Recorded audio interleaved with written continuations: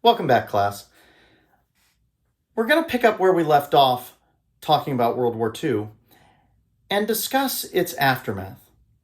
And really, what comes out of World War II, much as what comes out of World War I, is the next great conflict.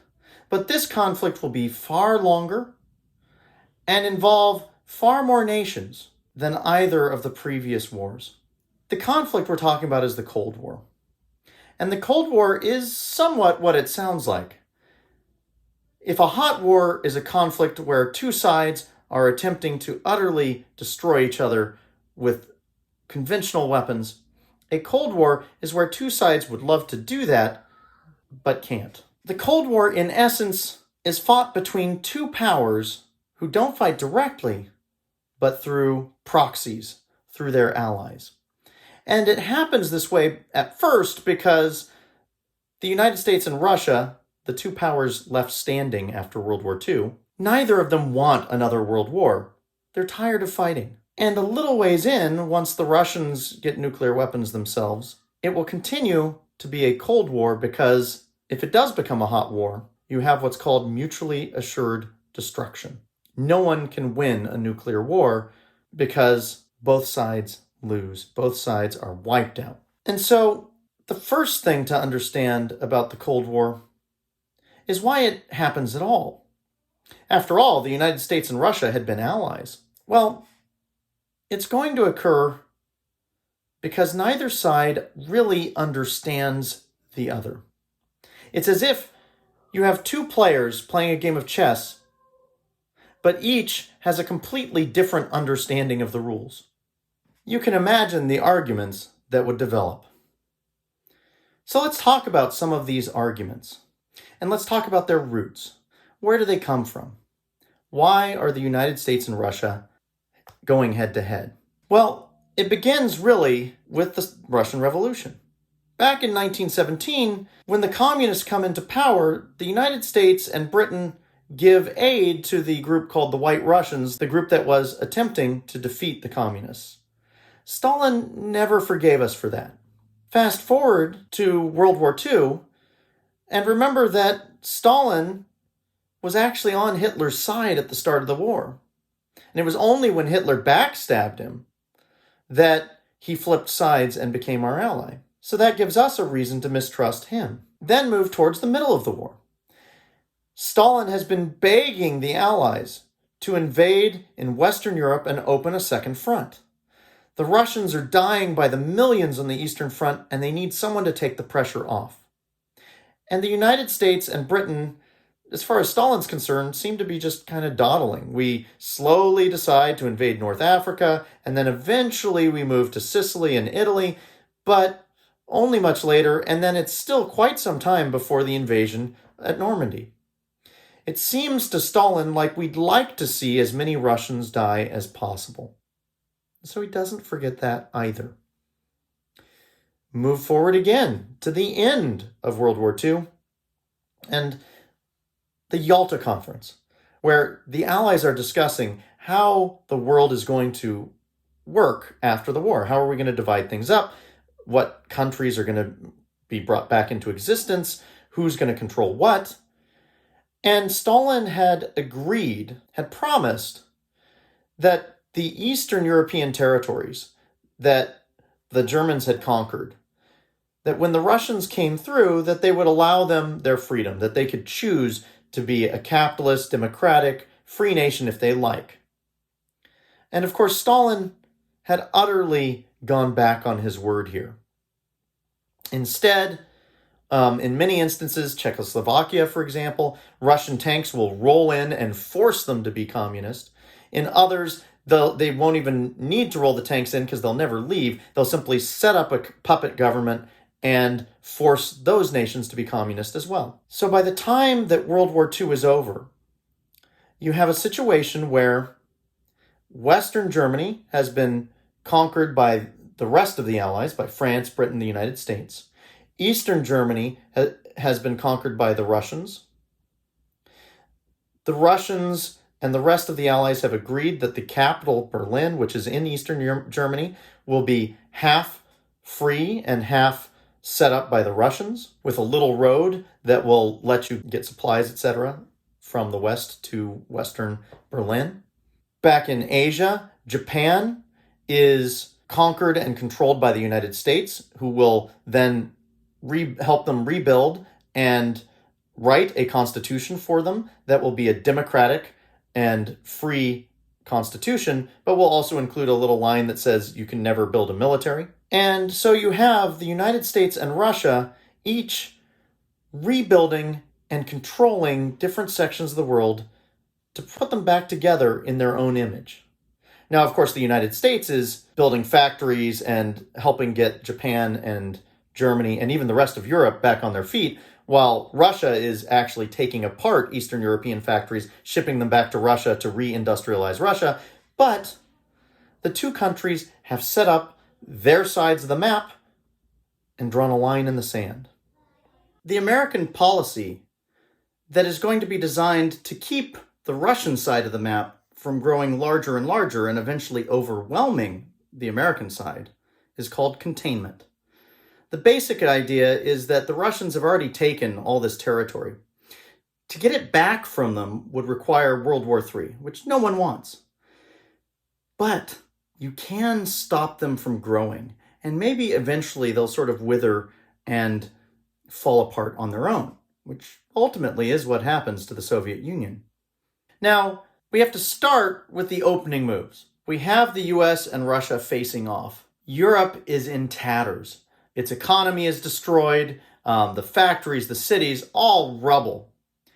And as we've said in this class, communism is most enticing when things are bad, right? If I've achieved a lot, if I have stuff, I have a nice house, I have a good car, a good job, I don't want to share everything. I want to enjoy the fruits of my labor. But if things are bad, if most people are doing poorly, are out of work, or without a home, without a job, then that's when the idea of someone coming along and saying, hey, let's change everything, right? It's always more enticing to share when you don't have anything. And so there's a real threat after World War II as these nascent communist movements start building within France, within all of Western Europe, within Italy. There's a fear that they might choose to flip, that Russia may never need to roll a tank in, that they may simply vote for communism. And that's when the United States makes an important move with what's called the Marshall Plan. Now, this was not a very popular plan back in Congress or at home. Already the U.S. is trying to cut back on spending to de-escalate from this huge military campaign that we've been doing, to remove troops from Europe and so on. So the idea of spending a raft of more money on other people, other nations, seems almost ludicrous. But ultimately, the Marshall Plan wins out, and the American people in Congress are convinced that the threat of communism is worth the cost of the Marshall Plan. And so the way the plan works is very simple. The U.S. gives out billions of dollars to all of the countries ravaged by war. We even offer money to Russia, who refuses it because they think it's an American plot. But we give billions and billions of dollars to all these countries, and then by 1952, their economies are back up and running the way they were before the war. Now, in the meantime, we've required them to buy American goods with that money, American tractors, American food, and factory equipment, and so the U.S. economy is starting to boom as well. Meanwhile, in 1949, you have two major moves from, in this case, more than one communist power. On the one hand, the Russians explode their first atomic bomb. And this shocks the United States because our intelligence had said that they were still maybe 5 years to a decade away. And they should have been if it weren't for their excellent spying. On the other hand, you have in China, the Chinese Civil War comes to an end with the communists under Mao Zedong finally claiming victory. Now, there is a very small enclave of nationalists who do escape to an island known as Taiwan, which is still a sticking point for the Chinese communists today. Stalin and Mao Zedong then sign a treaty of friendship. So now the United States is faced with Russia in Europe and Asia, and China in Asia as well. At the same time, Russia now has nuclear weapons. If there is a war now, it could be the end of the world. The stakes have just gone up. The next move comes as the United States, Britain, and France decide, instead of keeping Western Germany separated into their different zones, to combine it and let it be one united Western free nation. Russia doesn't just sit there and let it happen. Stalin responds by going against the basic understanding they had at World War II and closing that little bitty road that goes from Western Germany to West Berlin. And now Western Berlin is surrounded in a sea of communist Eastern Germany without any access to food or supplies. Basically, they have a choice. Surrender, become part of Eastern Germany, become communist, or starve to death. And Stalin thinks he has kind of the perfect plan here. And it seemed like it would work. I mean, after all, how's the United States going to stop him? He closes that road. The only way to stop him is to roll in our own tanks and start World War III. And no one wants to start another war. However, there was also an agreement that the US and Western powers were allowed to fly in 3 different paths into Berlin from the West, flying over the communist Eastern German territory. And so the US decides to respond by throwing down the gauntlet and setting it up so that if Russia wants to stop them, they're going to have to start a war. So the US takes the same airplanes that had just bombed Germany into the Stone Age during World War II, had utterly wiped out cities like Dresden, and flies those planes from Western Germany and Western Europe full of food and supplies into Western Berlin. And they're going to fly for 11 months straight, at the height, and a flight every couple minutes, dropping off food 24/7. Eventually, Stalin realizes that he's been beat, and he reopens the road. By 1953, with Stalin's death, a new leader comes to power in Russia, someone who few expected, a man named Nikita Khrushchev. Now, he had survived Stalin's purges by playing the fool, by sort of bumbling and acting like a joker and seeming as someone that Stalin would never fear. But he was anything but a fool. Now, early on, it looks like he might be someone we can work with. For example, he is the first communist leader to actually criticize Stalin's purges and executions, and to actually say that perhaps Stalin had gone way too far. And he even embarks on a series of programs called de-Stalinization, where he relaxes some of the communist controls over society, allows a bit more freedom, and not really westernizing the nation, but definitely giving more control to the people than what they had under Stalin. It's still, however, a repressive communist regime. The next major move in this campaign comes because of a fundamental problem that the Russians have. And that problem is that their entire existence as a nation rests upon the idea that communism is better for the average man. That capitalism is greedy and evil and takes from the poor and gives to the rich, and that communism is the only right and true system where everyone will share equally in this new prosperity.